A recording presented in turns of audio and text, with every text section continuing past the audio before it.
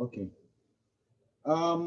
First of all, let me take this opportunity to equally inform us that we have Mrs. Mutupe OPANUGA here. That's my wife.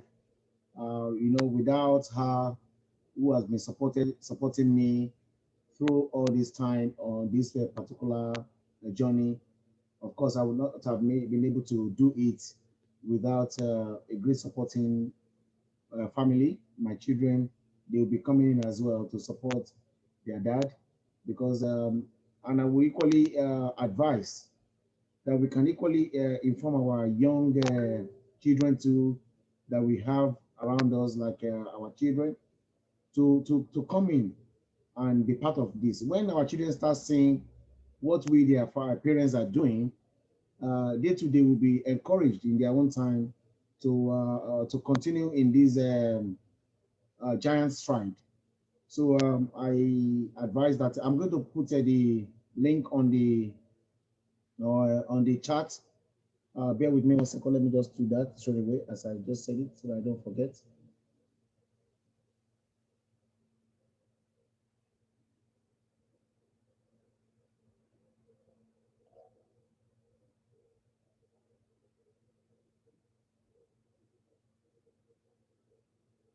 Okay, that's going on now.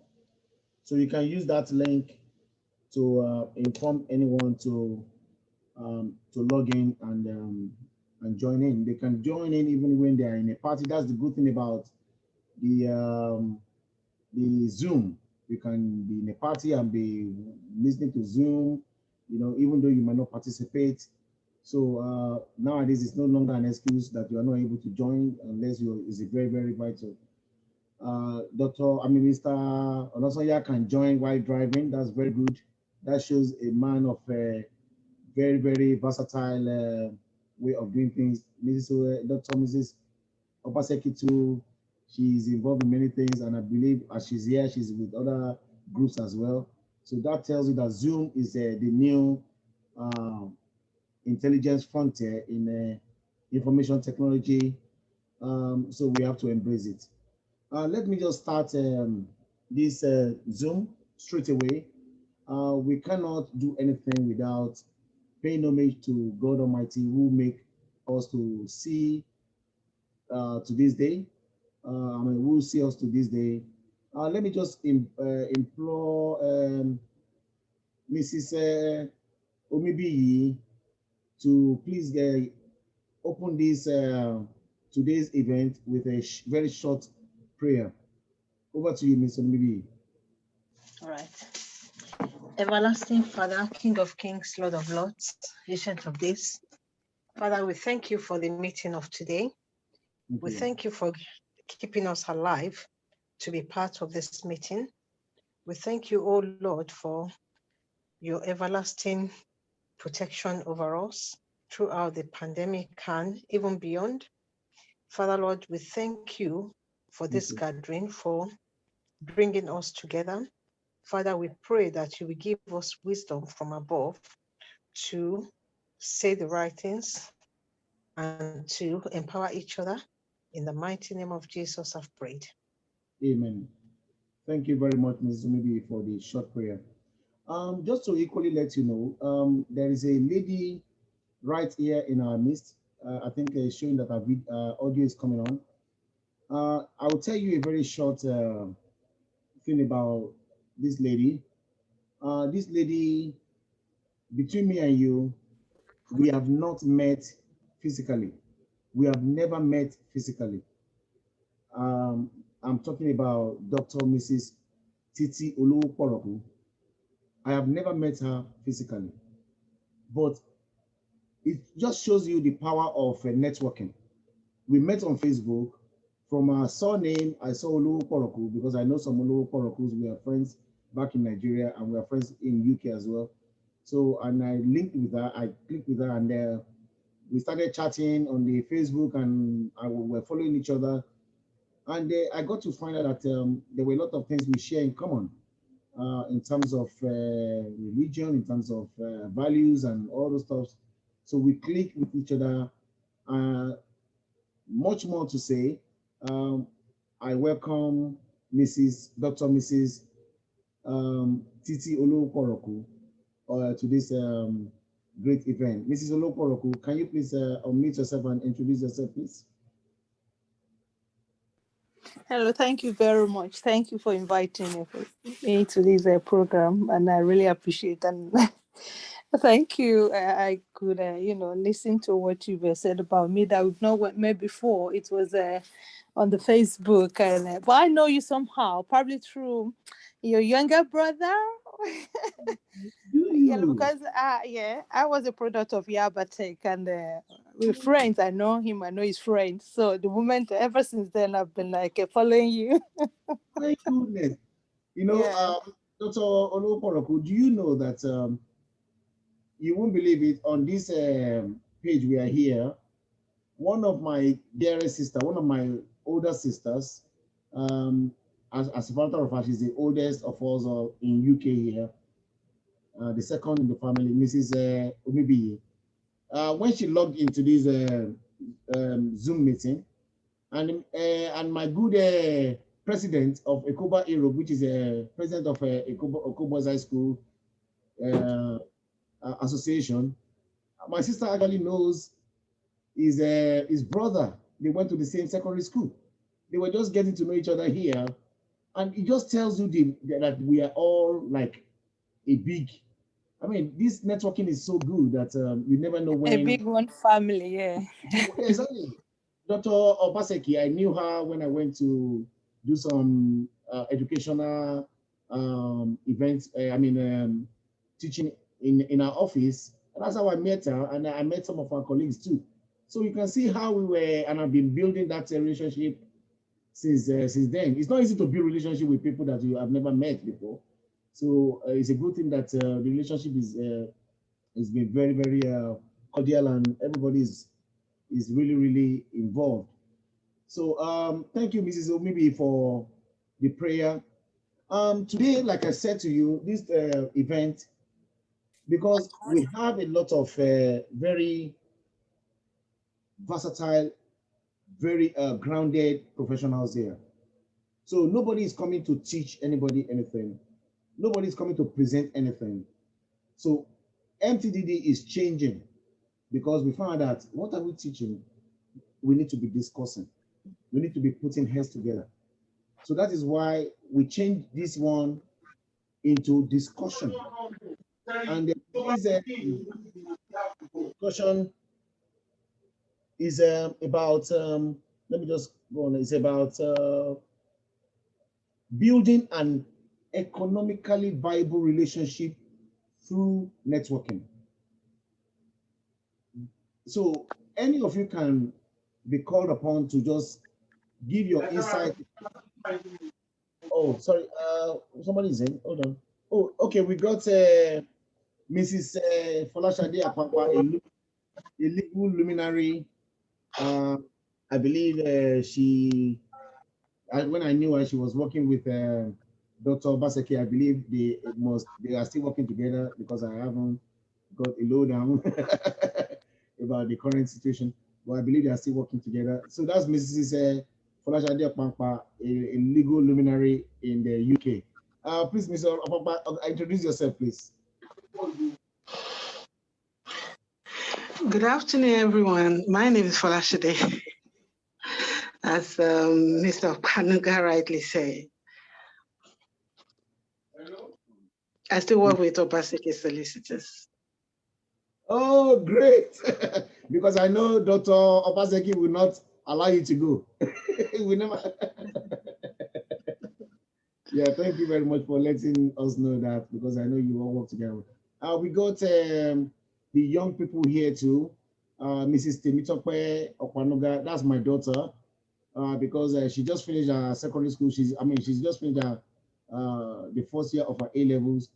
I've been trying to make sure that they get off their phone and get involved in conferences where their parents are involved, and people of like mind can develop their mindset too, change the way they think, change the way they reason, and they will see the way we are doing things, and they begin to build from there in their CV as well. So Miss Temitope OPANUGA, Can you please introduce yourself and say hello to everybody? Or mute your phone, please.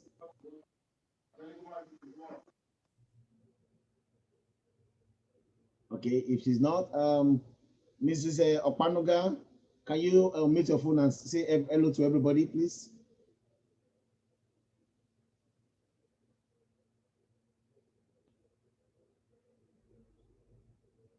Okay, maybe they, I think they might be busy elsewhere doing something else. I believe. Okay, now let me first of all call upon because I know Dr. Oh, some messages are coming. Maybe they're sending messages. Oh, I can't. There is noise where I am. Okay. Oh, okay. She said she can't. Let us start from Mrs. OLOWOPOROKU. Is she here, or I think she just left? Okay. Okay. Maybe we should start from Dr. OBASEKI. Because we will be calling names without any particular order. We want you to please, what do you think about the importance of networking and equally building a kind of viable, economically viable relationship together through networking?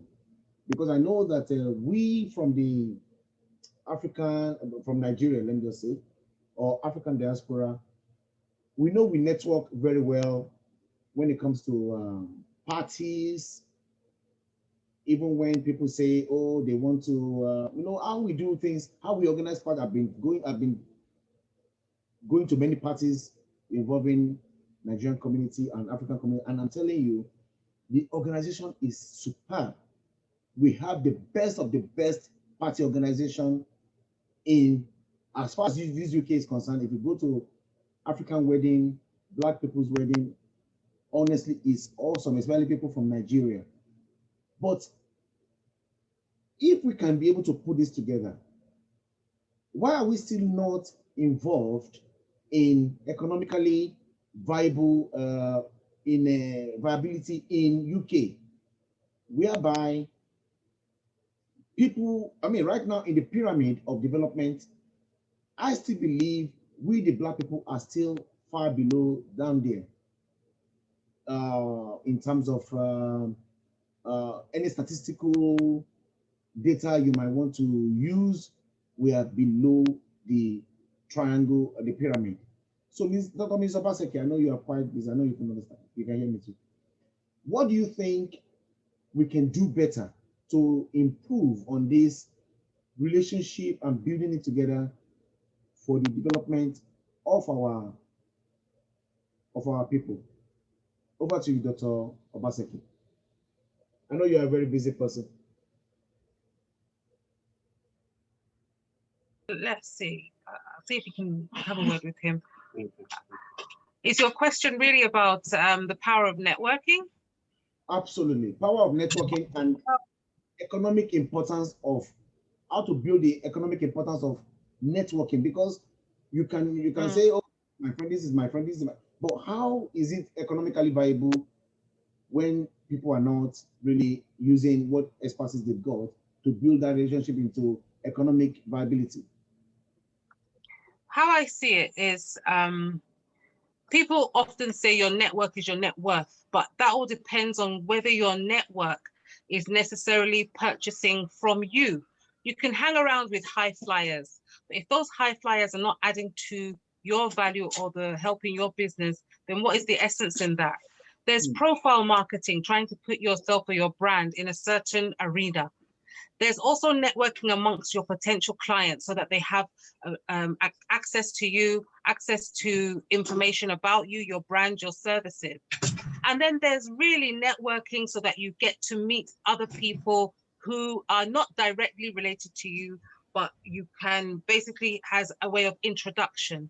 So when it comes down to networking, marketing, PR, you have to know what you want to get out of it. But also having a communal, a communal group that is very similar to you, you feed off them. If they're feeling positive, you're likely to be positive. if they have access to a good level of resources, it's a way for you to also equally indirectly get access to a good level of resources. So it's very, very important that you determine what networks you're with and why. And then if you realize that your network is actually not to your tailoring, it's important then you start to build the networks around you that you need. You might need a network of financial brokers if you're in the property game. You might need a network of hairdressers if you're in the beauty business. And at the same time, it's very important that you don't really spread yourself too thin. Many people say, oh, Jennifer, she's here, she's there, she's there. I'm nowhere, I'm on my phone, I'm at my desk. But as I'm talking to you, I'm online on 2 different other platforms. So you've got to also be strategic with it as well. Yeah. You don't just waste your time fluttering around like a bumblebee. You have to realize which flower you're targeting and why. Okay, I hope that makes sense. Thank you. That is very awesome. She made very vital points there, that you network according to what you really want to connect with.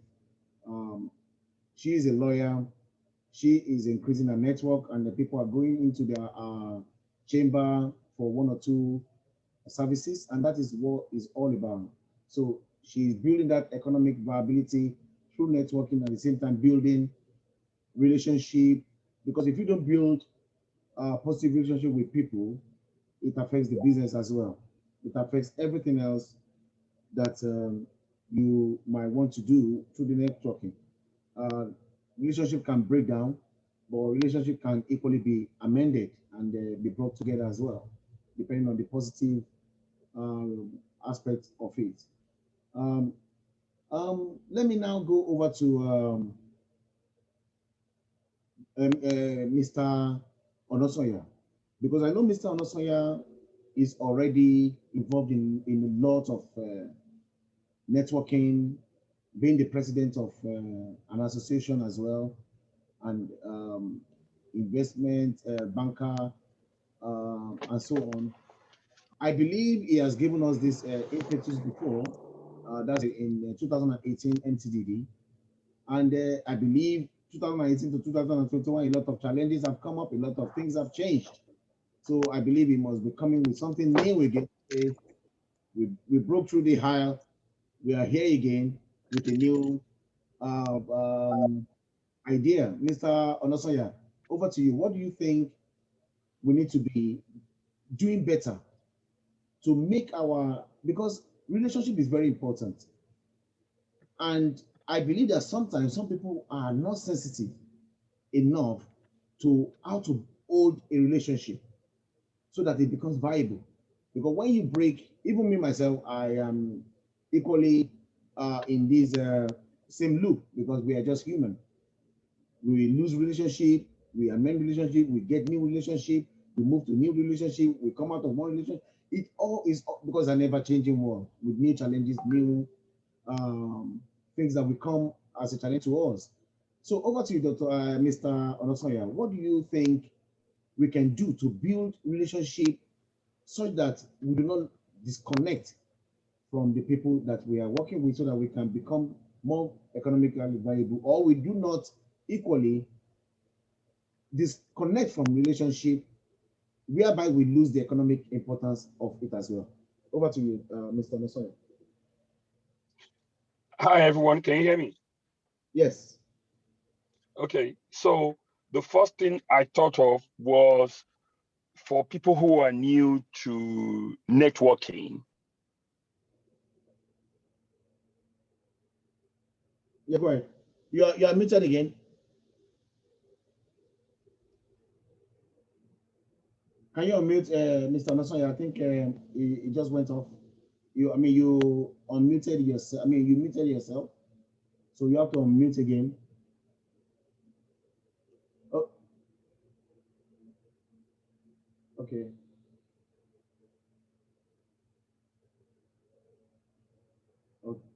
Is there any problem with? Okay, Mr. Onosanya is back. Okay, okay. I think it was muted before by you, so you can continue, please. Okay, good. Okay, great. So, firstly, you need to define what networking means. And I think you've tried to do that from a private social networking perspective, to say Nigerians are good at organizing parties and they use their network very well. How can we do that in a professional way to help our businesses? And I think Dr. OBASEKI talked about you got to be strategic in how you network with people to ensure that you get what you want out of it.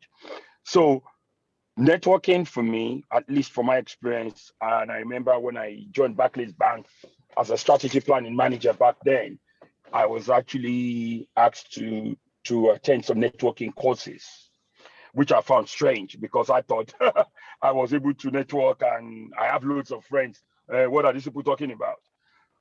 But what you will find in the professional office corporate world, that networking can be a whole new ballgame in itself. Because what it's saying to you is you need to sit down and identify maybe 10, 15 people that you're deliberately going to engage on a one-to-one relationship for the purpose that you define. You have to have your own goals and objectives. For instance, some career goals that maybe in 5 years' time, you want to be a senior manager, or in 3 years' time, you want to be a manager, or whatever the next level is. And you know that just doing the job, it's not going to get you there. You're going to need people who are going to coach you in terms of how the political arena, the culture of the organization, how you present yourself, you know, what kind of associations to belong to within the organization, all sorts of different things that would allow you to achieve your goal. So that's why people say that networking is about identifying people that you want to engage with for a personal purpose.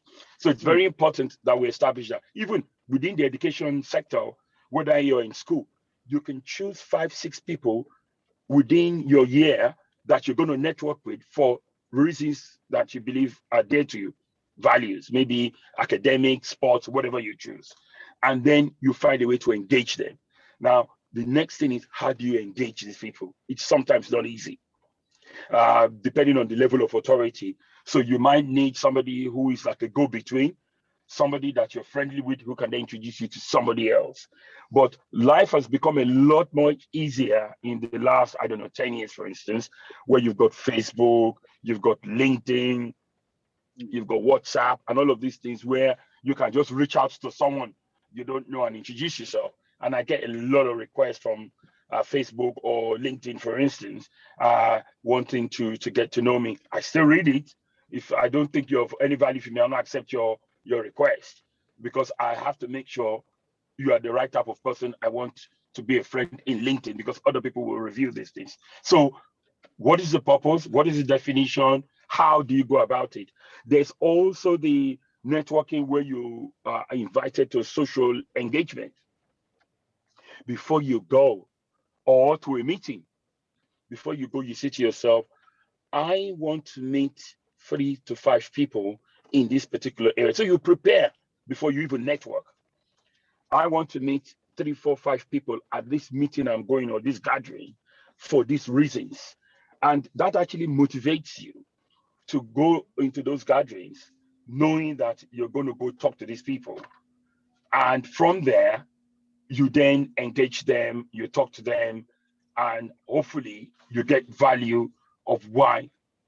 And one of the things I've found out is sometimes I will plan a networking connection with XYZ at a meeting, and then you get into this conversation. If you are not sure, you might step away from that conversation without getting the telephone number or without getting an email address. So you must know that by the end of your 5, 10, 15-minute conversation with that particular individual that you've targeted, that you get that telephone number, that business card, or that email address. Then you could feel better that you've achieved your networking goal. You then, of course, networking doesn't finish there. Networking involves now reconnecting after that event where you've met through emails, telephone calls, WhatsApp, whatever, to continue to build that relationship. And as Ipori and OPANUGA attested to, keeping a relationship going, it's not easy. You have to consistently water it like a flower. You have to continuously, once in a month, I get a phone call from Dayo Olomu, for instance, or once in 3 months. I know that he's keeping his network warm. And so when it comes to me to say, I want to do a book launch, I jumped in. I quickly ordered my book because this is somebody that I regularly speak to. But imagine you have a network, you haven't spoken to that person for 1 year, 2 years. All of a sudden, you now need that person to help you do something. Sometimes it becomes embarrassing, and it happens to me, to now pick up the phone, send an email to say, oh, please, I need a favor for somebody you haven't spoken to in 2 years. So it's important that we put time into building the network, maintaining the network, as when we want to call on that individual for whatever reason. It's very, very important. And let's get to the economic side of things. Of course, if whether you're doing a business or you want to get a job, those are economic benefits of having X number of people on your phone, in your network. Then you can say, who do I know in a bank? Who do I know in the pharmacy industry? Who do I know in the insurance industry? Who do I know in whatever industry you're concerned with, or business, or whatever it is you want to do? And then you tap into that to achieve your goal. So it's a build-up. It doesn't happen overnight. I'll stop there. Thank you very much, our indefatigable Mr. I call him honorable. To be honest, I have given him a honorary doctorate as well, because he's a very versatile man. I've seen him involved in networking and delivery of a lot of difficult situations, and he's done very well. From what you have just said, Mr. Onasanya, I will just chip in this. I will make a reference to Dr. OBASEKI. There was a lady I met that came to one event that she knew me through Mtdd, and she said, "Oh, Mr. OPANUGA, do you know that through your network Mtdd that we are using Dr. OBASEKI's chamber to help us in some legal matters?" And I said, "Did you mention Mtdd there?" She said yes, and that she's getting a very good service from a service from whatever service. I mean, the service she's rendering. This is what we are talking about: getting the best from the networking that we have. It's not just like what Dr. OBASEKI said. It's not just about being in the midst of rich and famous, but equally, even like I said, rich and famous don't like people just being around them for party only. They want to network. They want to increase their economic vibrance. They don't want to be behind. So they always carry people along who will be able to help them increase in their bounty. So if you sit, or if one sits with the rich and famous, if you're not getting the best from it, is because it could be because of the fact that you are not getting the best, you are not networking well with them about what services you are bringing onto them, and not just the social aspect. All of them are all encompassing. So like what Mr. Onasanya and everyone that has spoken so far have said, I believe that we need all these networking truly, and know why we are going there. If we go in there and we don't get the connectivity, it's not easy. We need to know how to approach people. We need to create a conversation, because I learned about creating a conversation when I was an executive sales person for one of the blue chip companies, and it helped me a lot. We need to build a relationship, and part of our goal then was take the money. That is the primary goal, because they are business, they are in the blue chip what do you call it, NASDAQ stock. So they don't joke. Take the money is the end.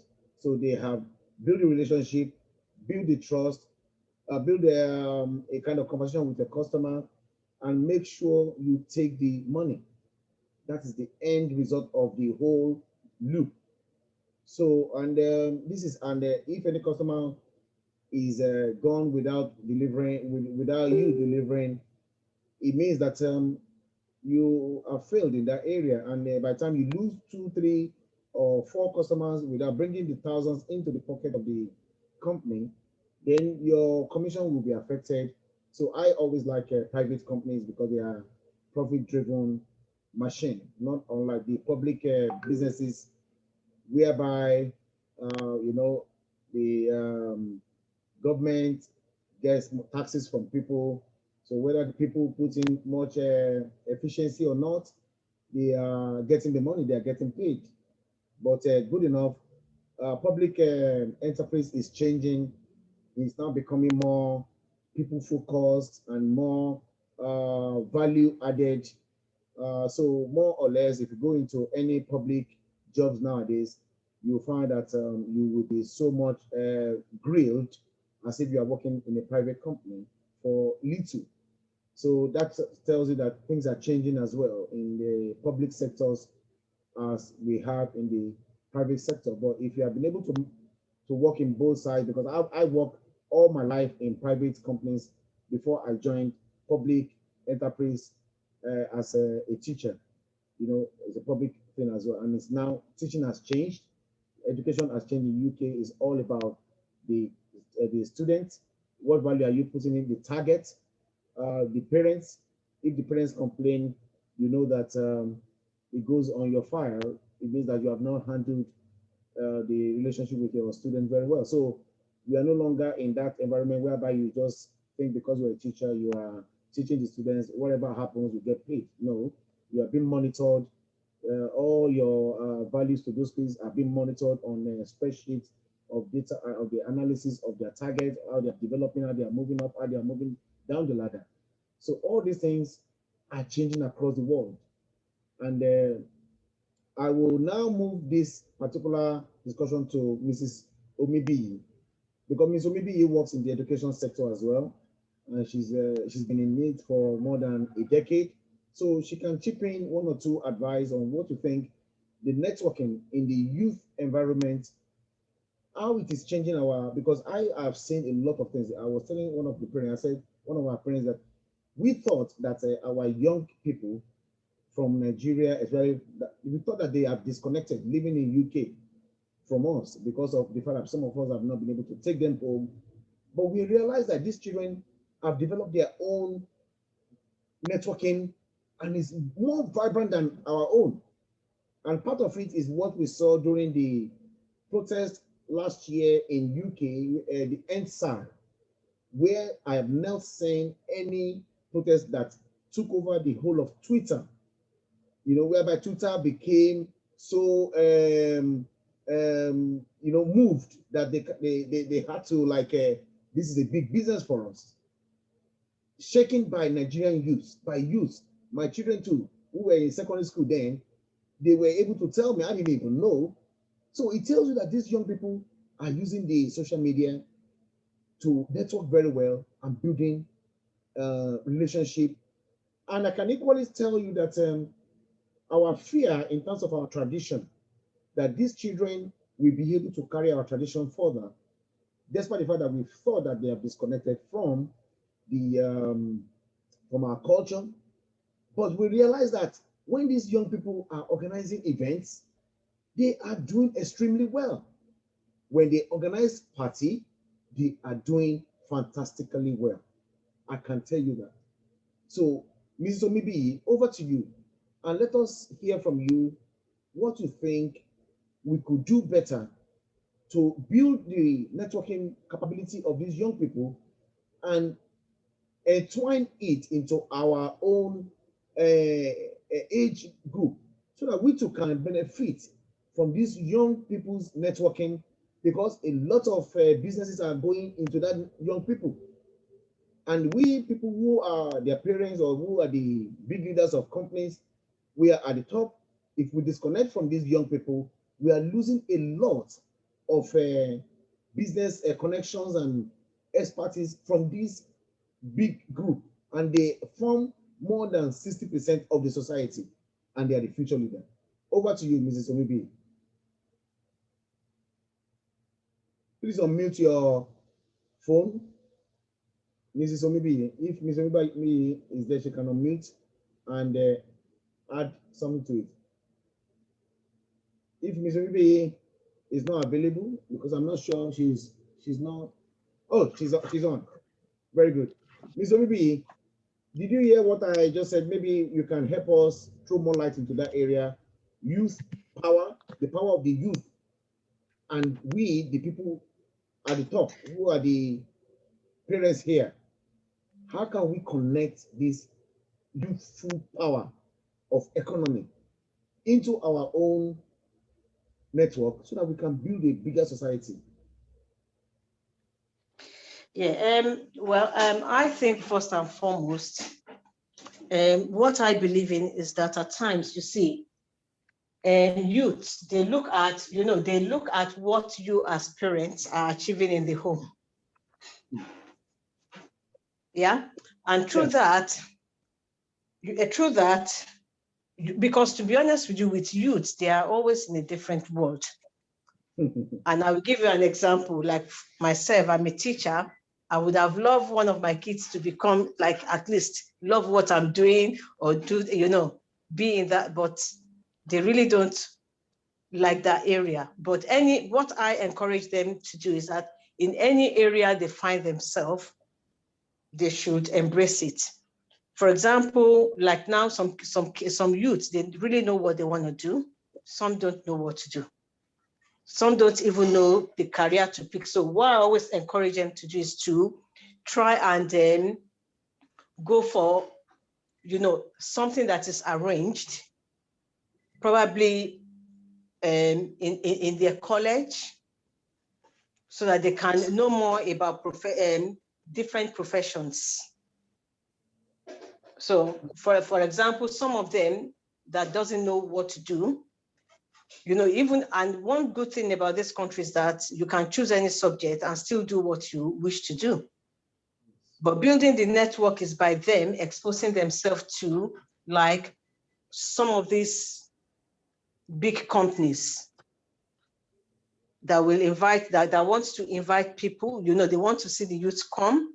But the thing is that at times they don't even know what to do, because nobody is channeling them to such an event. So I just think possibly we expose them more to what is going on in the economy and different things that they can actually tap into. And that will actually come by them visiting places. They can't just be at home and expect something to happen. So we need to try as much as possible to give, to advise them, and anything they want to do, we support them. And also we can help them to actually make them to reach out as well to these companies as well. Yeah. So that's what I see about, because, it's not something that, because you didn't tell me before, I don't really know what to say, but I don't know much to say about it. But all I know is that, like now in colleges, when they are doing their A-levels, because that's where, they will start thinking about, oh, what am I going to do when I get to uni? Okay, what profession do I want to dabble myself into? And knowing what you want to do is easier, but for some, they don't even know what they want to do. So I think youths like that, we need to support them. And then probably if we know some of our, like some of our colleagues, or maybe colleagues, I don't mean colleagues like in the educational sector, because that's where I am, but in other sectors as well.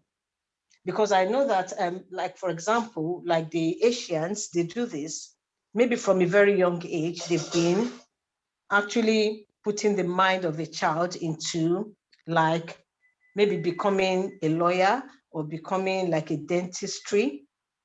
So some of them, in fact, I have some friends that what they do is that they allow their kids to skip a year, a youth to skip. If you don't know what to do, you skip a year.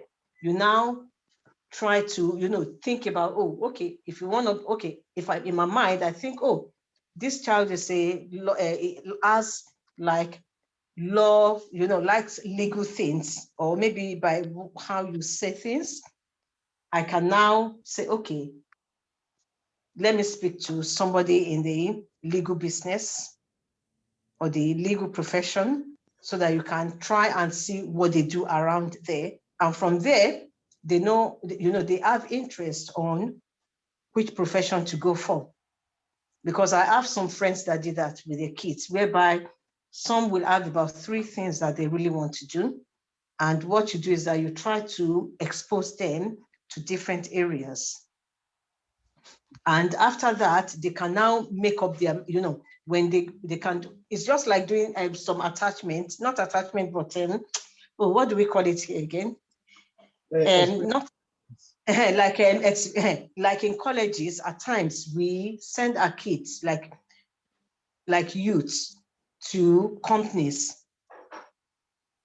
to so that they can have a bit of experience before they choose whatever profession they want to go into.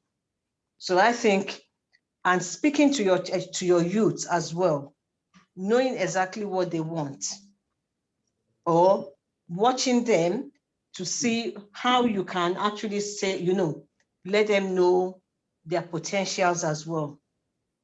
If they know their potentials, that could help as well, and you are supporting their potentials.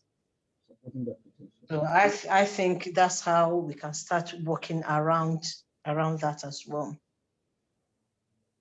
Wow, that is very, very wonderful, Mrs. Omibi. Thank you so much. That is very, very helpful. We are going to get into the section of question and answer later, but let me equally bring in one of the legal luminaries. We also have our dear Mrs. Folashade Afolabi. She just came in as well. Thank you, Mrs. Afolabi. Please unmute your phone and introduce yourself, and people have been waiting to hear from every one of you. Just to introduce yourself, to let people know that you're here, if you're there. But nonetheless, we can now call on Mrs. Folashade Akpankpa to give us our own views, because like I said, we are not here for any presentation. We are here to discuss. Because I remember that, like what Mrs. Omibiyi just said, we cannot, and I will equally interlink what Mr. Omibiyi said with what Dr. OBASEKI even showed us over the internet about how she was able to manage her daughter through difficult times with bullies in the school. Now that the girl is now going to secondary school, and how the girl came out and became more positive. And like what Mrs. Omibiyi said, we cannot disconnect from these children. We cannot leave them on their own, because we cannot assume that because they are of certain age, oh, they are 18 now, they are 17 now, they are finished secondary school, we should leave them. We cannot leave our children. We have to monitor their development. We have to focus their mind on what is right, what is good, so that at the end of the day, we can say that we have done our best before they can showcase to us what best they are made of. Mrs. Akpankpa, over to you to bring your own expertise into this area that we are discussing about, because a lot of points have been made in the last few minutes that we started this, and just like I said, I don't think it's about number. It's about quality, the quality of discussion, quality of engagement. That matters a lot to me. And when whatever we gather as an information, and whenever people join in, we continue from there, and we spread we get the data of most information being shared here. We get it out there for more people to see it, so that even though they are not able to be part of the Mtdd 6th anniversary live streaming, they can still be part of it, reading through what people are saying. Most of the things some of us that have joined Mtdd in the past have said, with low or high number, many people are using them today to build their businesses, to build their relationship, to build their many things. It's not an easy journey. Nobody knows it all. Even me, myself, I must confess to you that through many information that I shared from different people, I managed to enlarge my coast with my network, make it more economically viable for everybody through very, very strong relationship and honesty of purpose. And we are moving things in the direction we want it to be. Because we can continue to talk about the Asians, the Chinese, the Westerners, they are doing well, but they are pressing us down. We can continue to look for those excuses. They are pressing us down, they are holding our neck. But what exactly we two are doing to ensure that we become a force to reckon with, so that when we work in numbers, they say there is power in numbers. And even in politics, they say it's a game of number. So there's something about number. We can be individually strong. Dangote, a billionaire, is not enough to break European markets. But if you have many Dangotes within Nigeria doing the same thing, doing many things, I believe even the European market or Asian market will be coming to ask for their expertise. So, Mrs. Kolashade Apampa, over to you, and let us hear from you what you think we could do better to increase this economic viability in our Black community. Please unmute your phone. Thank you. All right. Good evening, everyone, once again. As the speakers have been saying, I must say that the importance of networking cannot be overemphasized. Given our time and this age, and especially at a time like this, when the pandemic happened and people are not able to even see face to face. But thank God for our generation, given the power of social media, people are able to remain in touch and be able to still network, even though they're not able to meet physically most of the times. And I must borrow from what Miss Jennifer and Mr. Olumu said in regard to how we manage our networking. It is important that we have targets, as it's being said, and that we do not overstretch ourselves, which I agree with. But essentially, with networking, we need to really be able to get across to people of like minds, and even at times it may not even be people that were in our primary networking or professional area, because at times there some networks that you do that may not necessarily be related to your profession, but that'll bring immense gains to you. And there's this, when people were talking, it just brought me to one saying in Yoruba, and I chuckled to myself. They will say, "Ori ni irewa," or rewa. It's like by you not staying in one place, there are goodness that are connected to you because you're moving and you're meeting people. You're meeting people that bring in values to your life. They bring in, you know, benefits to your life. And it's by, you know, reaching to, you know, people that you, there are times that the things that you don't know is by connecting with people that they will say, oh, this is happening.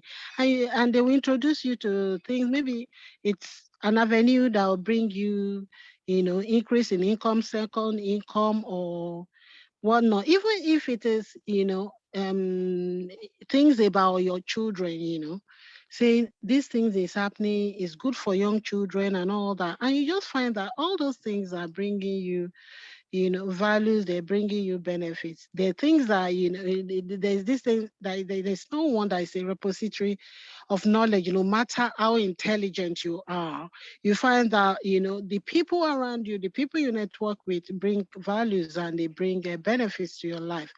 And you're thereby, you know, you are richer for them.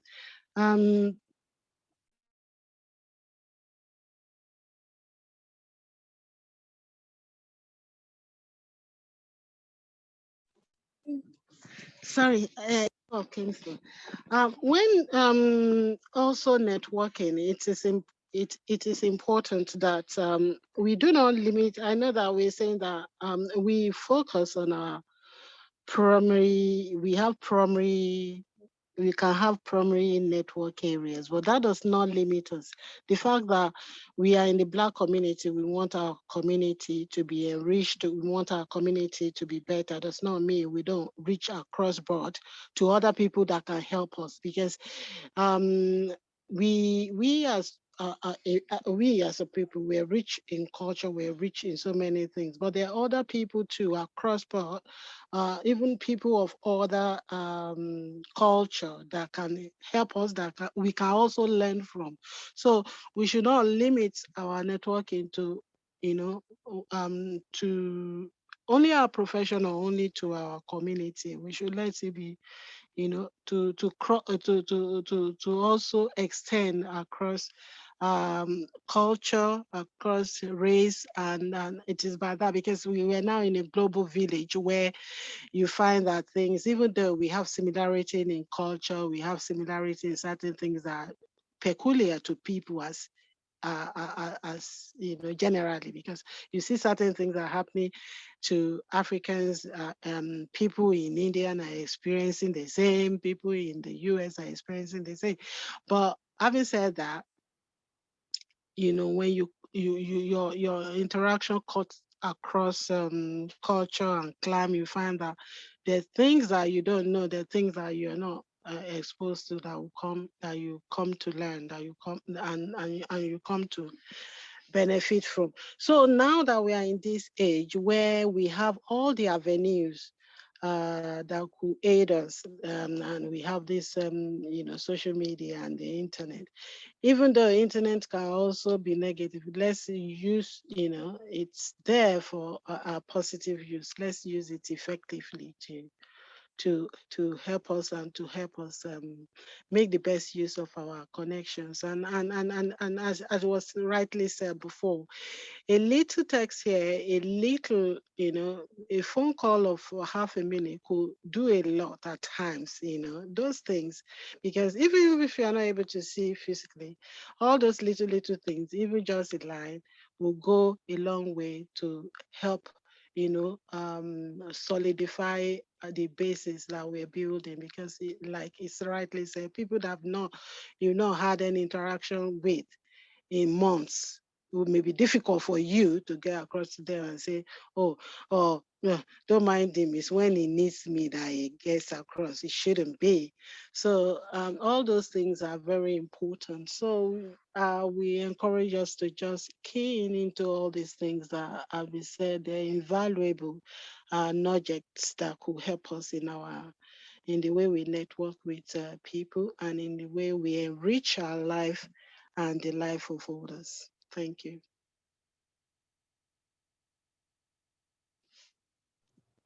Wow, that is very, very fantastic message we got from Mrs. Folashade Apankwa. Thank you so much. That is to recap on what Ms. Akpapa was trying to say. We cannot limit our scope to only the African community. We have to increase the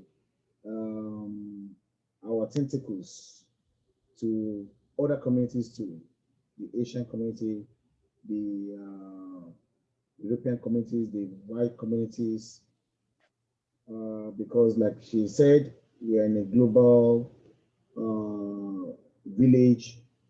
What happens in Nigeria is happening in India. People in China are having worse effects on people across the world. So that means we are all a community. We have to make sure we do everything humanly possible to embrace humanity, embrace networking, ensure that we are developing as a people and not alienate ourselves from the reality of the world. She talked about the importance of being together and not just getting in touch with people because you need them for something, because you never know when you need them, whether they will be there for you. Because, of course, human beings they can easily profile in this new age. It's very easy for people to just take decision about you just within what they see on Facebook, they see on social media, just without even investigating. So because people don't have time anymore in this world, it is called a real time. We are working against time. So people like I said to one of the people I called today, I said that even though I might have been disseminating a lot of information out there to remind people about Mtdd, I still value it to call people, even though I have very limited time to do so, because I believe that calling them, even though like what Mr. ONASANYA said earlier on, sometimes you feel, oh my God, I'm calling this person, but I've not called this person for a long time. Why am I calling this person now? But we know that we are in a changing world. We just came out of COVID-19. A lot of things have happened within family, within friends, within neighbors, and we still have time to sit down together to talk about what affects our future, our life, our present situation. So, and from what majority of us have said, networking can bring economic viability too. I have been part of, and like many of us will have realized too, we are doing crowdfunding on the Facebook, on the internet, on whatever, rolling out petition for this, petition for that, and people just click in, and the petition grows and it changes decision making in the people that we don't even know where something is going to. You just click this, you click that, and they are talking about it, and the ripple effect, we feel it down the spectrum, and we see changes in the policy because of the power of networking. And the economic aspect of it is like what Ms. Opampa said, that sometimes you never know when the relationship you have with people might have a positive effect on your financial well-being too. So if we rely only on our 9-to-5 work, oh, that is very sweet. That is easy. Just wake up in the morning, go to work, sit down, do 40 hours a week, get paid, and year in, year out, 20 years on work, 25 years on work. Because I know one of my colleagues at work just retired after 30-something years at work, and he was still worried that what will he be going out there to face. You know, so the reason why some people might stay at work for so long might be because of the fear of coming out and facing the real world. But remember, if our networking had been good from the beginning, we should not be scared to come out of one thing and jump into another thing, because we will have synergized our relationship so that it's easy for us to come out from something and get into another one and still continue to survive on that. So I am calling a leaf from what many of us are already sharing, that it is helping us, it is helping you, it is helping everybody that is hearing us, it is helping a larger society. This is helping our youth as well, our young people too. Looking into this area of community engagement, community development, I'm going to introduce, if Mrs. Folashade Afolabi is ready to speak to us now, she can unmute our phone while we wait for that to happen. She can unmute her phone and speak to us and let us hear from you. Unless maybe she's having a problem on meeting. Ask to unmute, okay. Okay, Mrs. Folashade Afolabi will, maybe she's busy, she might join in later. We can't hear, she hasn't spoken. So from my area that I've just shared with you, because like they say, it's always good for anyone that is saying something, that is organizing something, to equally share his own experience too. That it's not just about hearing from you, it's about hearing from everybody. I have been recently Mtdd branched out, something that I've never done before. I've been hearing about it, I know about it, but I've never been involved in it. And part of it is the new stack finance scheme, of which most of us know traditionally to be called Ajo in Yoruba. So, and when I took this idea to, when I was speaking to people in other cultural, ethnic background, the people in the white community, they were giving it different names too. Some of them were calling it partnering something. The people in the Caribbean were calling it partnering. The people in England are calling it crowdfunding. So many things. So most of the things that we do, others are doing it. Some of them want to be part of it, and some of them are scared to be part of it because they don't know the other people at the end, whether they are committed to it. So it tells you that we can build. I've never done it, like I said, but I know people who have been doing it, but I've never been engaged in it. I never saw any importance in it because I thought maybe it's primitive. But when I looked into it and I used my information technology expertise to build a structure around it, before I knew what's going on, over 38 people have clicked into it. I have been a beneficiary in it because it is helping my savings through networking. Some people I don't even know. People involving some family members or people that they know at work to join in. We've never met, we don't know, but they are committed to it. So you know me, I know you, this one knows this, and everybody becomes a community. And we are beginning to roll money out monthly. Every little helps. It can become a conglomerate. You never know. But before it becomes a conglomerate, you have to build a structure around it so that when it becomes too large, you are not overwhelmed by the difficulties it might bring as well. So, Mrs. Afolabi, are you ready to speak to us? Because we could see that you are online with us, but we cannot hear you. We cannot, okay. Yes, I can hear you. I heard as much, but because I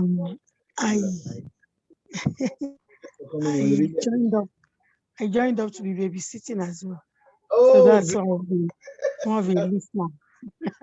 So that's why I've been listening to everybody's contribution, and I'm still watching, listening. Thank you. What is Afolabi is saying that she might not be able to join to speak now because she's a grandmother. I will. Oh, can you speak? Oh, go ahead then. Go ahead, madam. Yeah, but probably after a while, after a short while, so that I can be more relaxed. Okay then. Okay. Richie, for the moment, thank you. Let's stay with the women. They're doing so well in Tokyo, so let's catch up on the progress of the middle. Okay, she's okay now. Okay. PJ, You want to speak to us now, or you want to speak to us later? The first one. Yes, later, please. Okay. Dear all participants, it's open to you again, because we cannot hold this anymore. How can we increase, like we have all said, how we can improve on our economic viability? We need to start talking. And like I always tell people, saying nothing is not an option for me. Just keep quiet, don't say anything, just let it be. So Mr. Dr. OBASEKI, if you are still available, please kindly add to most of the things that everyone else has said here, and maybe add one or two things together, and let us see whether we could do something different. Because I believe that if we continue to stay in one place, the world is moving very fast.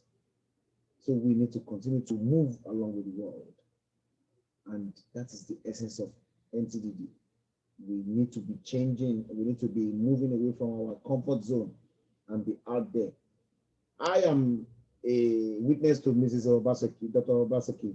She is, as busy as she is in our chamber, she's on the Facebook sharing information, sharing knowledge. And we might not really engage with her speaking about what she's doing online, but we are equally not alienated from what she's doing. We are watching, we have time sometimes to go there and see what she's done. And we might build one or two, because recently she shared, like I said to you, she shared something on our Mtdd. She shared something on the Facebook. She shared it on the Messenger. I never got into it because I thought it was just a link. But when I finally had time, because I was very busy too, I just went in and said, let me see what Ms. OBASEKI was trying to share with me. And that was when I saw that, oh, there is a big information behind what she's saying. Then I started reading it. I read it to half and I got the message. Then I shared it with people to say, oh, this is what Ms. OBASEKI was saying.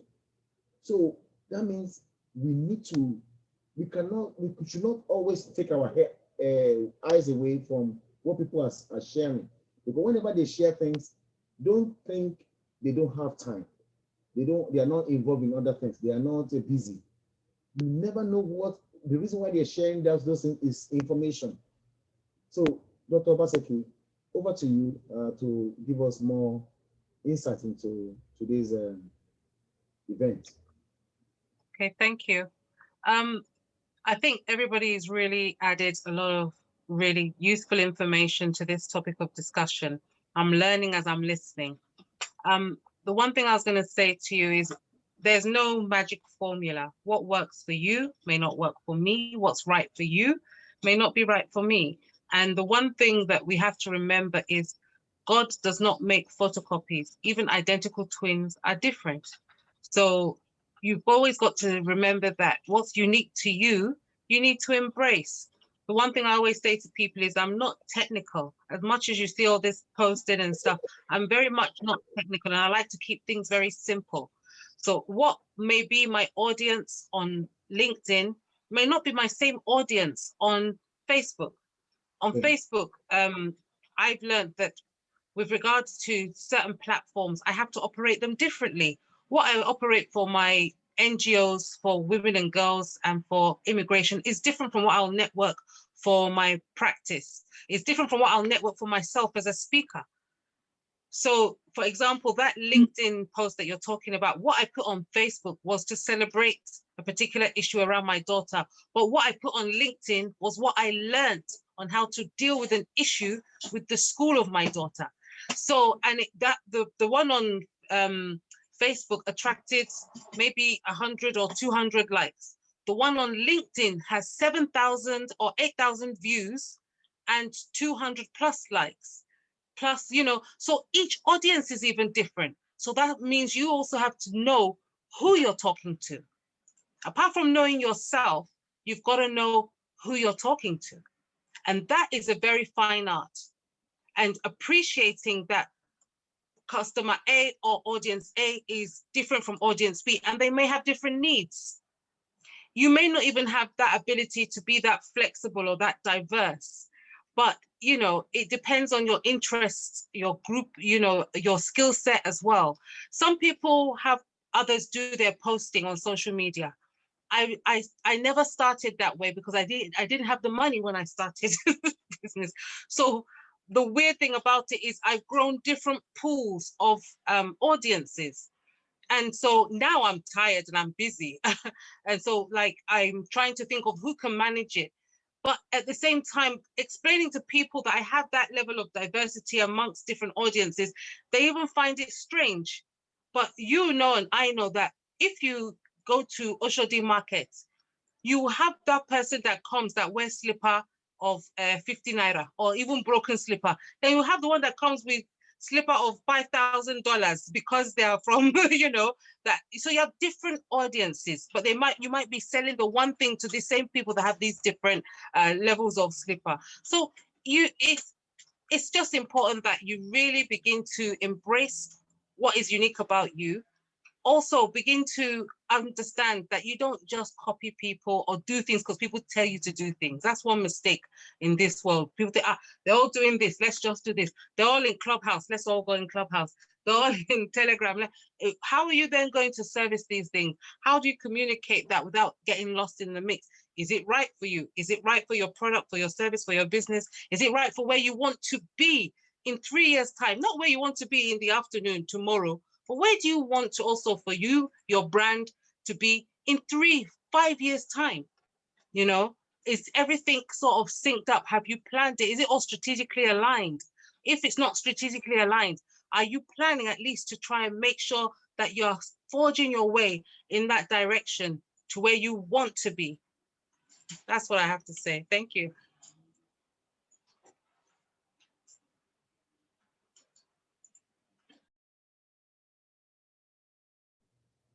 You need to unmute your. Oh, thank you, Dr. OBASEKI. I'm going around the loop again.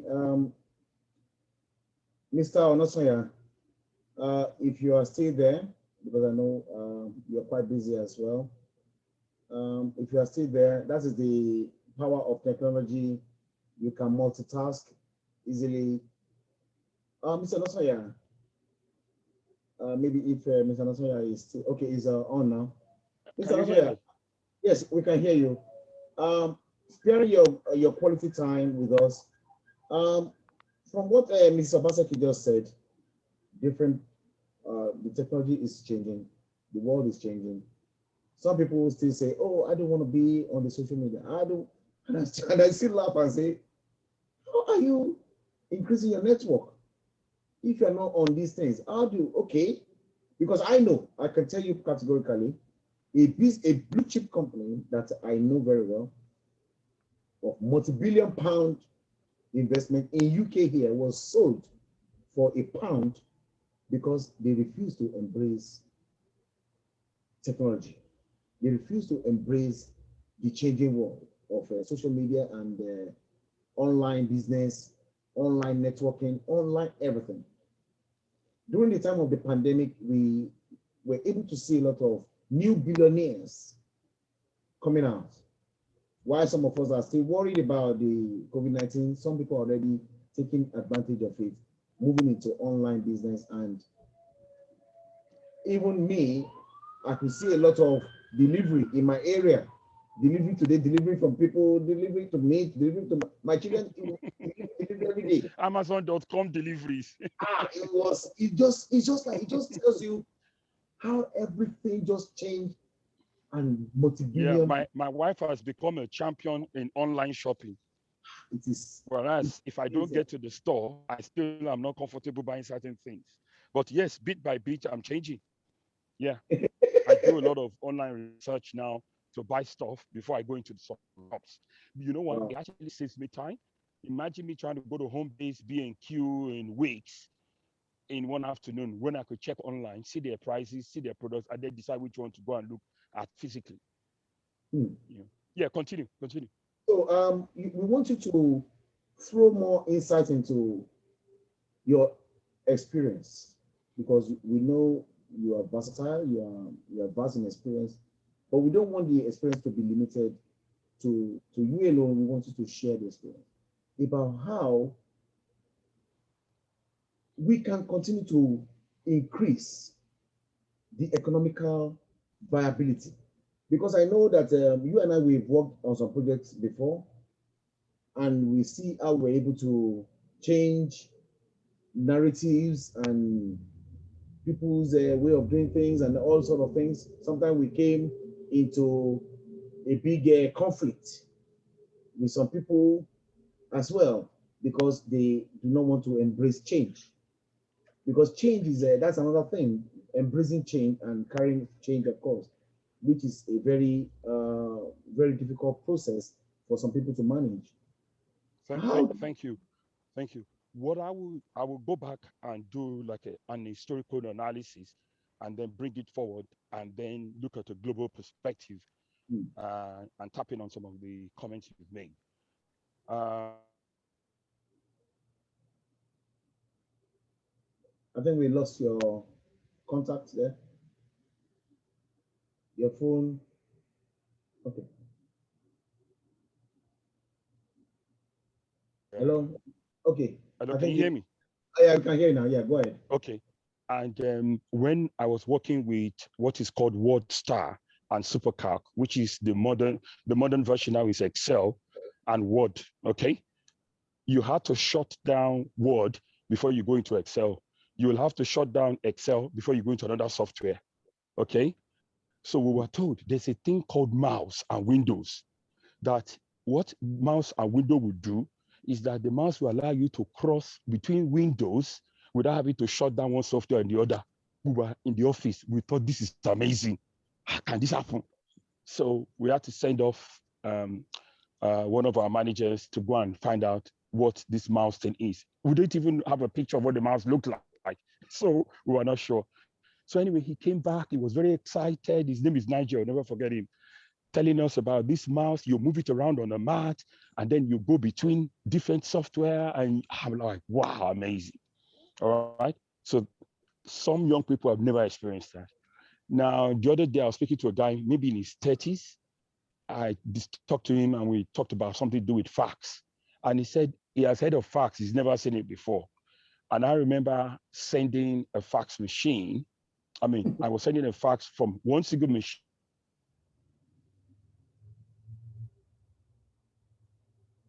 I think we lost you a little bit again, because I know the network can be bad sometimes. But we'll wait for you to come back. To come. Okay, so now let's fast forward. When Amazon, lastminute.com, year 2000 came about, and we started hearing about the internet, and people started talking about online shopping, and you don't need to go to the shop.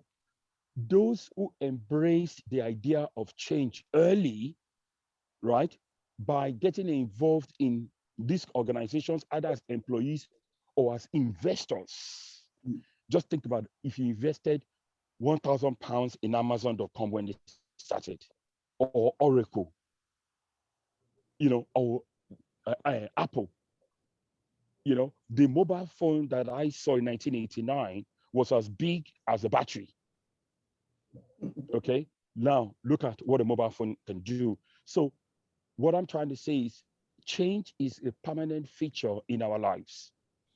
And if you don't engage in understanding what changes are affecting you, identify what you need to learn quickly and embrace it, you will be left behind. And as a matter of fact, do you know how many companies have been left in the last 10, 20 years? Woolworth has gone, Comet has gone, so many companies, so many. Maplin's gone, all the record label companies gone, even CDs now. I can't even use it in my new car. It's USB and Wi-Fi and Bluetooth. So same thing in how we embrace new ideas. And this new idea for some people, networking is just about keeping friends. they don't understand that some people apply techniques, strategy. Even some people go as far as marrying the daughter of a governor or minister to build their work to the next level. That's how serious some people take networking. Not to talk of people ensuring that, actually know some people who pick which church they go to because they know certain individuals are there who is going to help them. So they go to that church, they network with the right people there, and they go to where they want to be. So let's not take networking like it's a joke. Go and see politicians, see how they move. See people who are directors and CEOs of organizations. You will find out that they know other CEOs, other directors, government ministers, ministers in government, no CEOs, no directors. Guess what happens? The moment prime minister or a minister leaves government, is in one investment bank, is in director of this. It didn't happen overnight. They are both working hand in hand behind the scenes. Some people even set up a company. It's actually networking, but they call it lobbying, and money gets paid. You know why?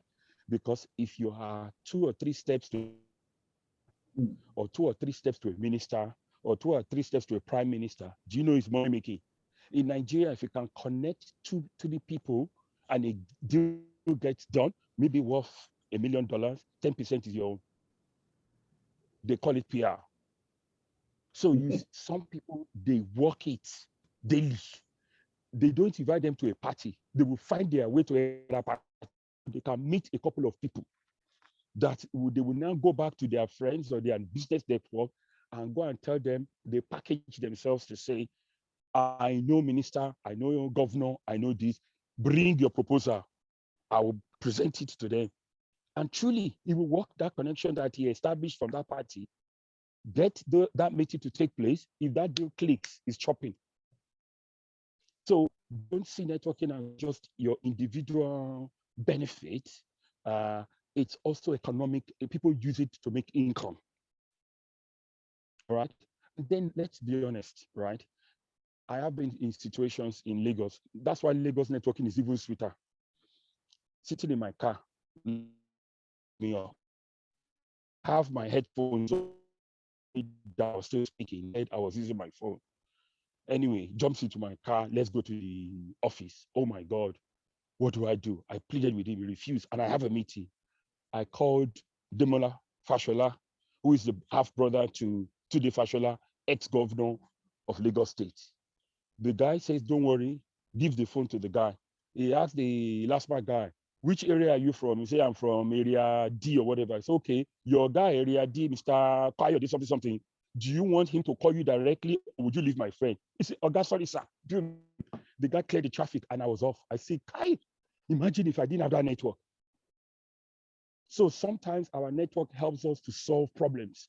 You might have issues to do with your passport, whatever that issue might be. Your network, who do I know, can help you solve. It might be your child. It might be your friend that needs help. It is your network that will open doors for you. So I see it as a very important resource to have. Build it, nurture it, maintain it, and use it at the right time. And lastly, what you've said from a global perspective in terms of organizations making serious money with the use of technology. I've already said it. Lastminute.com, Amazon, all these big companies, 15, 20 years ago, they were nothing. Today, Amazon is a $1 trillion organization. What, 200 billion. The guy who set up the electronic car company, Alan Musk, or whatever his name is, that guy is under 50, billionaire. He saw electric car as the way forward, maybe 15, 20 years ago. He's the leader running the show. Yeah. So we must get out of our comfort zone, like OPANUGA had said. Think about what's happening strategically, like Dr. Baker said, and engage ourselves in the way that will benefit us. I'll stop there. Wow, thank you very much. Thank you. Thank you. That is, this is awesome. This is one of the great thing about why Mtd, we don't want the spirit of Mtdd to die, because we know that through Mtdd, a lot of yokes are broken, a lot of constriction are opened. And you can see from what Mr. ONASANYA has just said, never take this for granted. That is a very key word. Taking things for granted. I remember that when I moved to, like what he said about religious circle, because it's still human beings going there, wherever people are converged and forming a kind of whatever is bringing them together. We should try and see how we can not necessarily be part of it, but look at the other aspect of it. And when you look at, because I've studied the Europeans very well, we can see that they travel a lot. They travel a lot. And when they travel, they don't travel just for the aspect of social life only. As a matter of fact, out of their social life, they were able to build economic power across the world. And the economic power they build, you can call it any name you like, imperialism or whatever, is still power for power struggle for economy, because they are not going there just to go and destroy the economy. They are going there to make sure they take advantage of the economy, hold on to the economy. That is why you see that today, many of the European countries, they have what they call them superpower, not because of their economy only, but also in terms of the amount of arsenal, the military arsenal they possess, because they know that if anybody wants to stop them or kind of impede on that their economic power, they have something to harass, they have something to control, to structure, to order, which we call a new order, and that is through military power. And they equally use, they find that after the World War II, that killing each other physically, using all sort of things, World War is not building anybody, is actually creating more problems, both for the host nation that they go into war with and themselves too, because when you destroy people's economy, you destroy people's confidence as well. And they now brought about what they call human relations, management, effective communication. And when you look at most of the European countries, they eat a lot from effectively communicating. If you come to their country, like most of us who have lived abroad, we realize that even though they do all these things all over and in another part of the world, in their own country, they make sure that there's what they call human rights. There's what they call the same human rights they might violate going abroad, they might protect it here, but they still make sure they protect it elsewhere, even though there might be some double standard in their so-called human rights. But that is not for us to judge. And they've created a very robust legal system. And we thank God that we have some of the legal luminaries from the Black community, like we have Dr. OBASEKI, Mrs. Apampa, who are been in this circle to go and see and be defending the community in the same law firm. Otherwise, it will have been so easy for us to face the judge and our case are determined before the judge, that we don't know, that is not in any way connected to our way of life. So this is another way to say that part of our economic power is our education. It's about looking into where these powers are held and going in there and be part of it. It might take long before we build, like what Mr. ONASANYA said, we cannot take this for granted. So I will move on again to call upon, we have some new entrants. To be honest, I don't know who they are, but I can see Miss Mokwe. I think that might be Mrs. Tayo, because I've come across that name before. And I can see Mrs. Fumi something, Mufumi A, but you want to introduce yourself? I'm sorry if I could not introduce you very well, because, and I can see Mrs. Kemi Oduwole. Oh, Mrs. Oduwole. Thank you, Mrs. Oduwole, for coming in. We really appreciate your coming. Before we move on to another one, we now have to, maybe I should speak again. We should call upon. My pleasure. Oh, thank you, Mrs. Oduwole. Thank you for coming in. What we are discussing before you came in is about how we, as not only Black community, how all of us can be able to, the Black community, we are Black here anyway, but it doesn't matter, whoever joins in, whatever culture is not really important, but it's about building a society. Mrs. Afolabi has a hand up. Please unmute your phone and let us hear what you want to add to this seminar. No, I was just wondering, but before you move on, probably I could, because I wanted to really talk, but because I had a 2-year-old clinging on to me and I didn't want to wake her up. But I just thought, okay, I'll need to make this contribution before you move on into another aspect of the discussion. Because we were talking of networking and we're talking of what should we do and what we shouldn't do, and how should we take advantage of it. And because you wanted me to talk earlier, but I couldn't because I knew of how I was at home.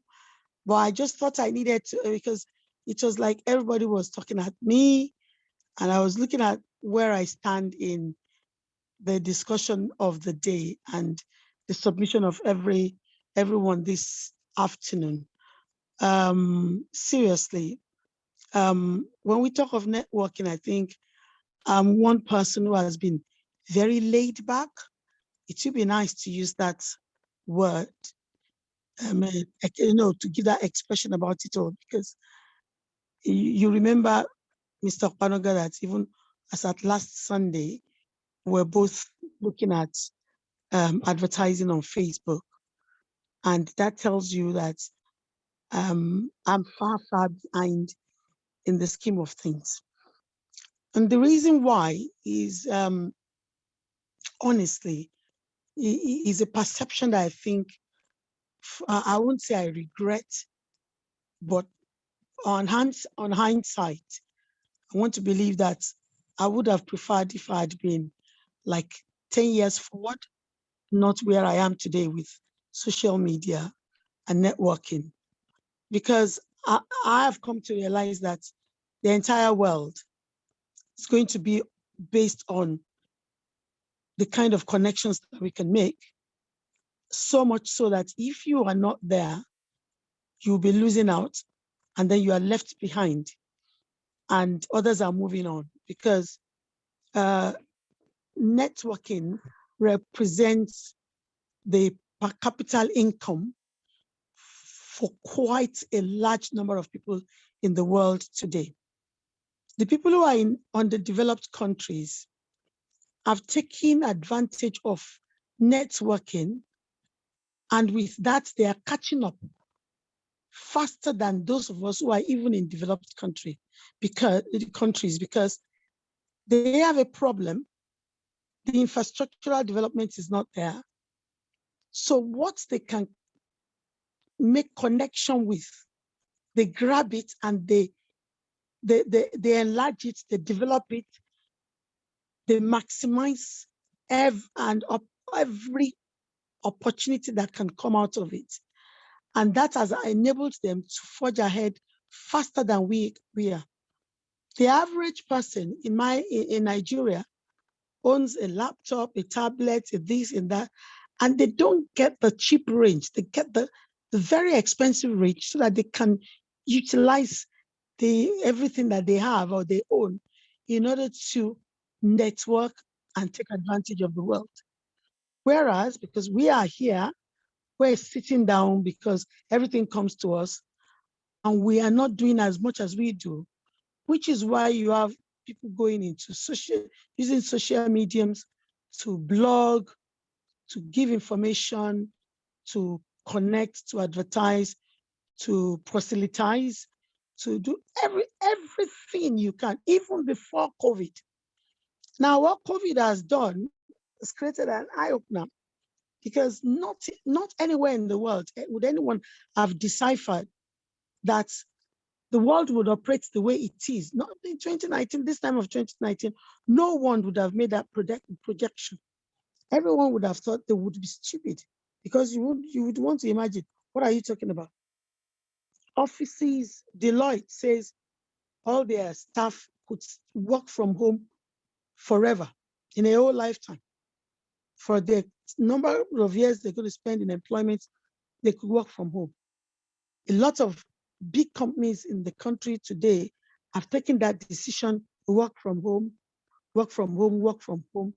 Initially, the Prime Minister was thinking, it was going to affect mortgages, it was going to affect offices, it was going to affect this, affect that. It would have affected, but it's just that the advantage that gives to the employer and the employee is so phenomenal that nobody is thinking of probably the downside to people cannot connect. They say, no, for as long as they can connect online and they can get things done and they can deliver, it's all for it. I knew in 2005 that teachers could teach online, but I never knew that you could subject a whole school or the entire nation and the world, or the entire world, to online teaching. No, I wouldn't have thought that would have been possible. So if anyone did not take advantage of the premise of networking, then I think the person should start counting their losses, like I have been, because there are lots of things I would have been able to get done if I had been able to do more things online than I can. When my husband took to online shopping, I used to think, why would you have to do that? When you just go down to the stores, you can see the beauty of things, you can see that, you can see that, you can buy things. But I know a lot of people have abandoned their shops and now connect people through group meetings and stuff, and they advertise through using even the platform of WhatsApp, not even Facebook, WhatsApp, to connect with buyers, and then they make sales, phenomenal sales, more than what they would have than when they owned shops and all of that. And I'm really talking of this cuts across every form of business, anything at all, including food, anything, services, everything we can think of, everything that is humanly possible is now being advertised using the social media. So which means if one is not connecting, if one is not doing it, if one is not taking advantage of it, one would be left static, and then the world will be moving ahead. So it's so important, because I do not want to go into nitty-gritty details of, what does she mean by personal experience? Yes, I'm actually licking my wounds with the idea of personal experience, because I know the number of miles I would have gone like million miles faster in so many things if I had gotten into the idea of social media much earlier. Networking. And because the word networking applies to so many things, like Mr. Onosaya said, it's not only about using social media. Even the human network is so important. He gave us an experience he had in Nigeria. And I think, seriously, in fact, I almost screamed on point. That is very true. The kind of people you relate with, the communication you maintain with people in diverse forms and in varied areas of life could project you into the mainstream of things faster than what you ever expect. If you nurture, I'll use this word, use the word nurture. If you nurture these relationships and you take advantage of them when it does matter, of course it does. And Dr. OBASEKI would confirm, even though this is a very sad one, it was December 2019 when we heard that we're having Christmas dinner. We just laid the table and we're just about to start eating. When we heard in the news, when my sister-in-law was here, got a phone call that a family of Nigerian descent went to Spain and the 3 members of the family got drowned. And the authorities in Spain were trying to make life difficult for the woman, more also because she could not, because the husband got drowned with 2 other children, and because she could not speak the language. And they said, oh, they needed somebody they needed a lawyer who would stand in for the woman in Spain. And at the spur of the moment, the only person that came to me, even though I knew my own daughter studied law, I didn't even think of her at all. The first person I thought of was Dr. OBASEKI, and I said, oh, there's this group that I belong to. It's a group of academics and people who have seen it all. Oh, I know there's a lady who I know if we call now will be very helpful. And then I passed a number to my sister-in-law, who happens to be the administrator for the Redeemed Christian Church of God, because it's one of their pastors that was involved. And instantly she started giving them the lead, and she took it up immediately. And it was a big relief. You can imagine that very night, it was, in fact, that was the end of Christmas dinner for us, because we had the 3 lives we had lost. We couldn't eat. That just ended everything we wanted to do that evening. And the point is, the relief was that at least somebody needed help. That person could help, could get the help. So Mtdd became the platform that gave me the opportunity to be able to help somebody that night, which is why human networking is very, very important as well. When you are in dire need and you need that help. Mr. OPANUGA knows, professionally, I do not know how to use Excel. That night I needed to submit something to my bosses the next day. And instead of physically adding this and subtracting that and organizing this data and all of that, I couldn't do it. I remember learning about Excel.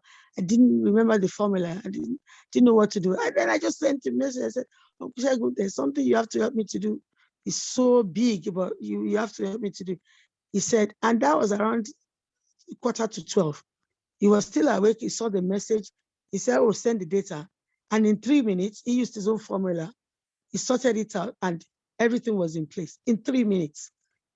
That's something that would have taken me the whole night till 9 o'clock the next morning if I had to manually have to sort the data.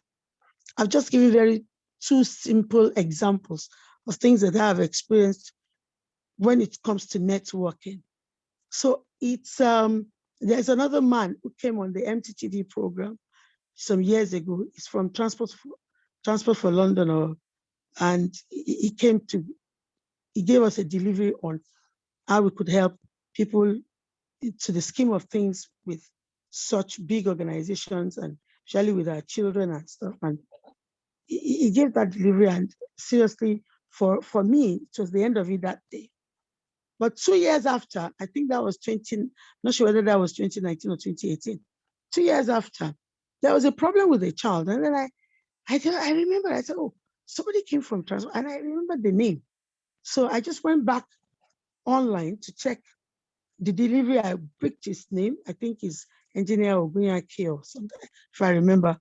Then I just picked the number. Then I contacted, I sent him a text message. And I said, oh, I needed this. Then he didn't respond by text. He phoned, and then I passed the information to that family, which is why, honestly, to seem as if one is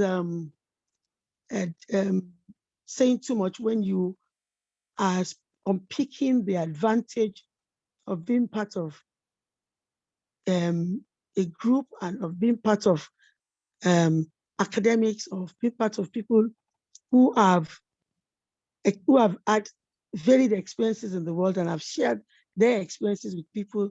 And then you buy into these ideas. And then you look at the number of hours that you sit at home in order to take advantage of these opportunities. And then you see the far-reaching opportunities that maybe may lay ahead when you use the knowledge that you have gained from this medium in other areas of life, with other people who are connected to you, and with people whom you can actually advance their own individual lives with the knowledge that is gained. It's phenomenal. And because of that, I think, which was why I didn't even want to talk, because I know I know the advantage, the importance, and the reality that is in networking. In fact, I think I picked the idea of networking in Nigeria when I was in human resources. And I went for IPM conference then. And I used to be one person who was too busy. And each time I used to attend all local events of the Institute of Personnel Management. And I made sure I paid my dues as a fellow of the Institute. I paid all my dues and all of that. And one of my colleagues, who had now risen to be an executive director, we were classmates at UNILAG, we did masters together, UNILAG, and I heard that he was executive director at Nigerian Breweries. And I was told he was coming to Nigeria, and I thought, I wanted to ask him, oh, how is it? How have you been able to really rise up to executive director when we were still, at that time I was still assistant general manager. And then I thought, how did you get there? So I wanted to see him. And because of that, I decided to go for the Abuja conference. So when I got to Abuja and I saw the people who attended the conference, wow, that was year 2000.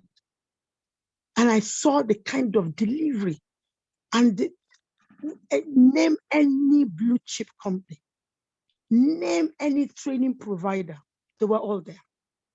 And I saw the kind of networking that was going on after we finished at 5 o'clock. I was in my hotel room and I was getting, people were saying, what are you doing? Come on, come down. Let's talk. And then I saw people whom you had to fill forms and wait endlessly before you could see them. And I realized that most of them were just classmates who were either in the same university at the same time, or I was even their senior. And I saw the positions they now occupied. And I saw the influence they were wielding at that conference.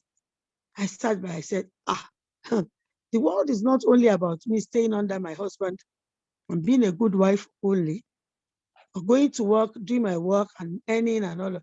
It's about networking, because I know the far-reaching decisions that were made at some of the discussions that we had, impromptu discussions that we had as friends, as alumni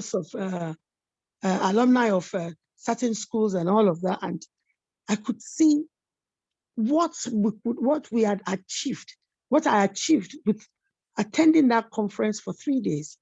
And then I made up my mind, never will I stay as a little fish in a bowl.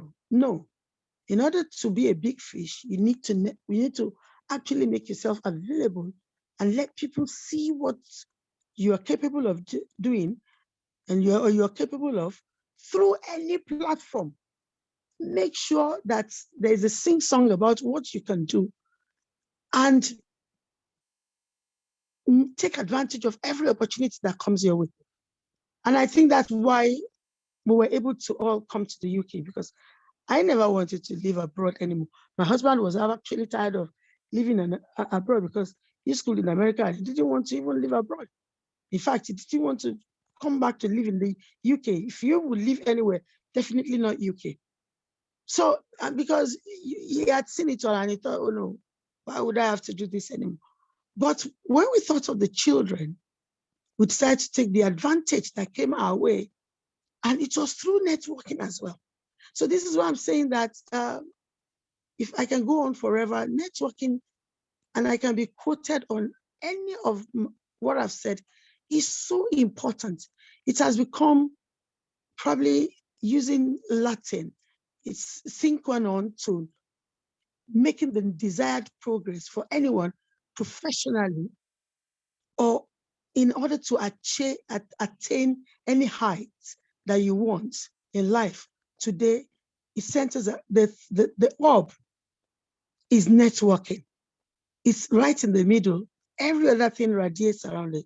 If you do not network, I think the opposite of that is stagnation, and which is not what we want. And I think we should take it a little bit further beyond this discussion or this forum and talk about it to people, friends, children, especially children, because they have a way of having a closed mind. And seriously, having a closed mind is another way by which one could stifle progress in one's life. So we need to open our minds. And in opening your mind, then means that you listen to people. Be a good listener, because you learn from listening to people. You be a good listener, and then you ruminate over, you reflect over what you have heard, and you pick the ones that are very useful, because I can actually repeat what everybody has said this evening, because I digested the information, processed it in my head, and I think, yeah, there's a lot of altruistic information in what has the exchange of this evening. And that and it's because there is. And we need to make sure that we allow our children to take a very good advantage of the opportunity that we have, so that they too will run away from the mistakes that we have made and be able to forge ahead positively. Thank you very much. Oh, thank you very much. Thank you, Mrs. AFOLABI. That was a wealth of information and experience that you've shared with us. We really appreciate you in the last 5 years that you've joined with us. To be honest, you know, a lot of changes, a lot of experience have been shared, have been gotten from you, and we are so proud to be associated with you. Seeing you year in, year out, we pray that God will continue to strengthen you and be with you. We really love you. We really appreciate everything you've done for Mtdd and the wealth of experience you are always sharing as a fellow in the Nigerian Institute of Personnel Management. I mean, it's so glaring, the amount of expertise that are gathered in here, doctors, lawyers, CEOs of different companies. So we're really proud of all of you for coming on to Mtdd 6th anniversary. I've got the hand of Mrs. OMIBIYI up. Ms. OMIBIYI, can you unmute your phone because your hand is up? Maybe you would like to add something. Afterwards, I will now go to Mrs. Oduwole. So Mr. Oduwole, I will go to you later. Mr. OMIBIYI, what? Yeah, go ahead, please.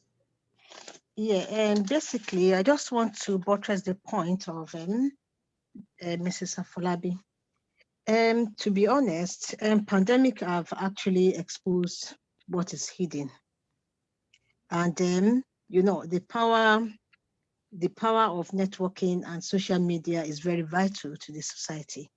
Because to be honest with you, I think my brother will say, oh, yeah, because with me, I wasn't really a fan of social media. I didn't really like social media. And even, to be honest, even before the pandemic, I had the opportunity to even teach people in other places, in other countries, using like Zoom and this. And for me, when I get those jobs, I will say, you know what? I don't teach online. I don't want to teach online. I really don't want to do this. I never tried it. And when pandemic happened, honestly speaking, oh, it was like, what is this? How am I going to teach online? And to be honest, I'm actually a part-timer, and I also manage my own thing as well. And it's like, oh, I really need to switch. It wasn't easy, but now I even love to teach online than to be in the office. And then, one thing I always, that I've encountered about people as well, that probably the reason why people don't network, to be honest, I'm not really like into networking, but I still have my group of people that I network with. And I'll give you an example. Like about 3 weeks ago, a client, I was teaching the child, and the client was saying, oh, I need a science teacher. Oh, I need a math teacher for secondary school. I said, I said, I don't teach those type of maths, please. And I'm not a scientist. So what did I do? I just connected with my, with my colleagues or friends that are teachers as well.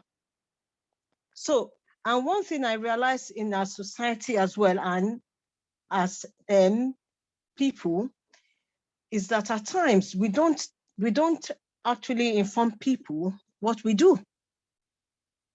When I'm in a group of, okay, if I go to a party now or somewhere, or even at church, people will just say, oh, we just talk, and I will try and ask them. I will ask them. I say, oh, what do you do?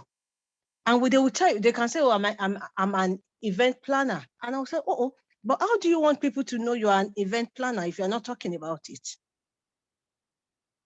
So for me, it's like at times people don't talk about things. I know at times, probably the myth of, like my generation. I know I'm looking too young, but in our generation, we've mixed with people who are dishonest. And you find it difficult opening up, because I've seen people, they don't want to open up. And this is me, when I had this client, honestly speaking, I just called 2 of my friends, and I told the lady, I will ask them if they're interested. If they're interested, I will give you their number. But I realized that when people just key into one thing, they really don't want to spread their news. And like one of my sisters said, here, that you see with networking or with social media, I'm not a fan of social media. So I don't think I might be talking too much on that. But, even networking around, people you see and opening up, oh, this is what I do, because they're not going to know what you do by you muting. So that's what I see. So, and I also looked into something that we need to talk about, what we do in terms of, maybe you are selling something, or you are in a profession, or probably you're providing maybe some services. But it's not by us being mute that people will know what we do. Because it's not just by being in a group. It's good to be in a group like now, because I don't normally attend this meeting, but I think this is my second time. And the first time I really enjoyed it. And I said, oh, I will come back again, because I like listening to people, and I like listening to, because we gain from each other as well. We gain, because I remember when the banks were telling us to like bank online. I think I was the last people in my team to join, because to be honest with you, I did not join. I prefer walking into the bank, do all I want to do, and come out. And one day I need to travel somewhere and book an hotel with some friends.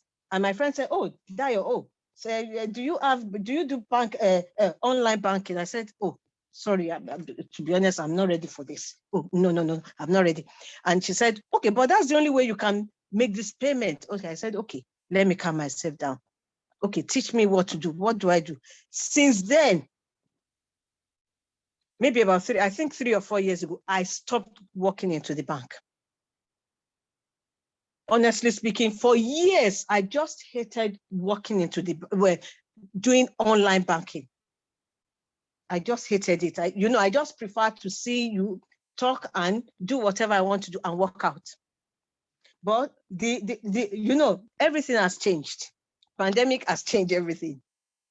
In fact, now, even, at times I can be in a party and I'm doing my business. They think, oh, I'm in the party. I'm not in the party. You get what I mean? So everything has changed, and I really thank God for what has happened, because without it, we're still gonna be in the dark and wasting time, because at times we waste our time doing other things as well. Sorry, Ms. Obi, I think you are echoing. I really thank God for what has happened, because without it, Ms. Obi, I think there's another. I'm wasting time. Sorry, Ms. Obi. Sorry, Ms. Obi. I can see that I'm echoing. There's another.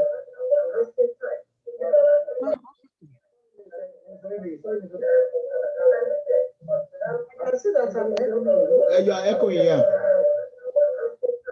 To be honest, I don't know what is responsible for that. Is it okay now? Somebody is watching. Somebody might be watching. Okay, maybe somebody is watching it online with you. Oh, really? Let me check something here.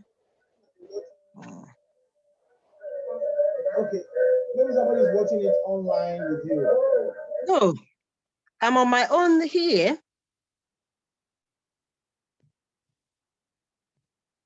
Hello? Yeah. I'm on my own here. Is this still the same? Yeah, it's still the same. Okay, maybe I will mute so that somebody else talks, because I don't know what is responsible for Okay, this. mute for that, let me see. Yeah, it's still the same.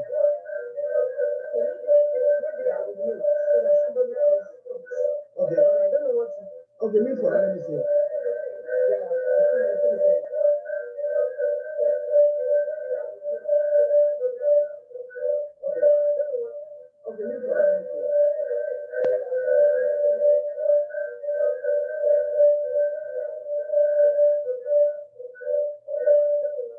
Shago, I don't think it's from me.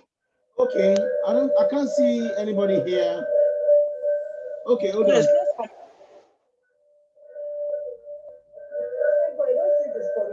Yeah, it's not from you. Hold on.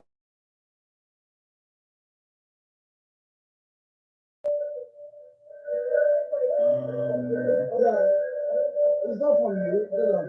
Okay, I will advise people to log off and come back in. Okay, I will advise people to log off and come back in. Log off and come back in. Okay, I will advise people to log off and come back in.